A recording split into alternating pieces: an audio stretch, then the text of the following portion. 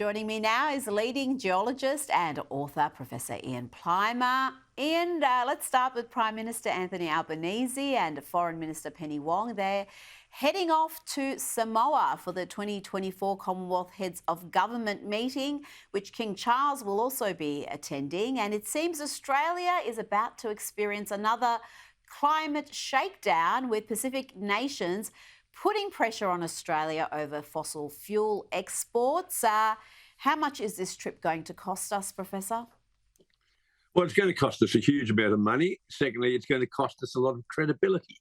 Here we have two people from the Australian government and their entourage who are flying there. Now, unless they're going to swim from Manly Beach across to Samoa, they're going to be using a lot of fossil fuels to get there. And these fossil fuels, some of the South Pacific Islanders claim, are putting carbon dioxide in the air. This is warming the climate and the sea level is rising. Well, that's contrary to data that we've had since 1842 on this part of the world. It's contrary to what we know about carbon dioxide. So I think this is yet again a massive display of hypocrisy, and yet again our Prime Minister running away from problems in Australia and gallivanting somewhere else around the world. And I fear that the chequebook will come out at some point during this trip, so let's just brace ourselves for that. Now, the chair of Labor's Climate Change Authority, Matt Keane, former Liberal Treasurer of New South Wales, has lashed out at nuclear energy advocates, accusing them of being delay mongers who are trying to prevent renewables from succeeding. He labelled the push for nuclear and more gas as, and I quote, an illiberal drive to intervene in the market-led energy transition.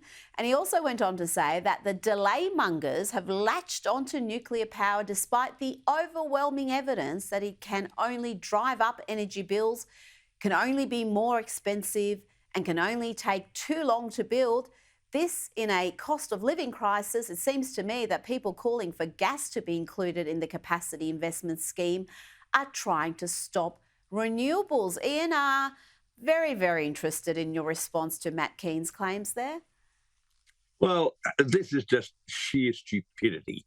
Mr. Keane should know that when Finland put in its reactors, their latest reactors, the cost of electricity went down, and the retailer and the wholesaler also had lower costs. So we have evidence very recently. We've just had the Page Research Centre do a study on the cost of energy. This was done by Gerard Holland. And he looked at solar and wind, he looked at nuclear, looked at gas, and looked at coal. By far, the most expensive energy in Australia is solar and wind. This is when you look at the total costs, the land use changes, the putting in the new power lines, etc. Nuclear is quite cheap compared with that. Gas is also cheap, as is coal. Coal's the cheapest. And that's because we already have the infrastructure for coal. Now, what Mr. Keane doesn't say is that solar and wind are not reliable, whereas nuclear, gas and coal are reliable. What he doesn't say is that solar and wind have a very short life, less than 20 years, whereas nuclear is at least 60 years for a nuclear power plant. More than 40 years for gas, more than 50 years for coal. What he doesn't say is that our future demands for energy are going to increase enormously. We're already using 10% of energy for data centres. With AI, it's going to be a lot higher. And what he's really saying is that the practical economics of the nuclear lobby groups are starting to frighten people. The practical economics of the gas groups are starting to frighten the wind and solar people. These are the cheapest and most reliable and best forms of energy we can have in a country like Australia. And so we've got all these foreign corporations who are running the solar and running the wind, who are lining up for their subsidies.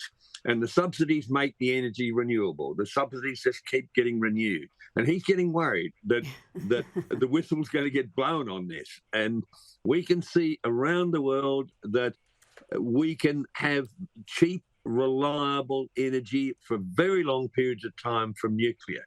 So I recommend that viewers look at Gerard Holland's report from the Page Research Centre. He aired these findings at the ARC conference on Tuesday, and these are showing that we are going down the wrong path. We've got far too many vested interests who are whispering in Mr. Keen's ear. He doesn't understand the fundamentals of energy generation, and he doesn't understand the fundamental weaknesses of solar and wind. And I do love the comment he has here about the illiberal drive to intervene in the market-led energy transition. When But what does AMO do? So much. Exactly. There has been so much market manipulation, the subsidies, to pretend that this is something that's being led by the market. It's purely organic is just wishful thinking. I've got an early lefty losing it for you. It's from the New Zealand Greens. Coal. Don't dig it. Leave it in the ground. Get with it. I don't know what to say, but what do you say to the New Zealand Greens, Professor Plimer? I think they've been taking some of Kamala Harris' scripts and talking from them. I have no idea what they're talking about. But what we do know is that the New Zealand coals on the west coast of the South Island are exceptionally clean, very high calorific value, very low ash, and are prized coals. New Zealand does have energy from other sources, from oil and gas in the Taranaki Basin and some geothermal energy, but the New Zealand coals are some of the best in the world. I have no idea what they're trying to say, except that perhaps they want New Zealand to become even more backward. I think they would actually enjoy that very much. Professor Ian Plimer, thank you so much for your time this evening. Thank you.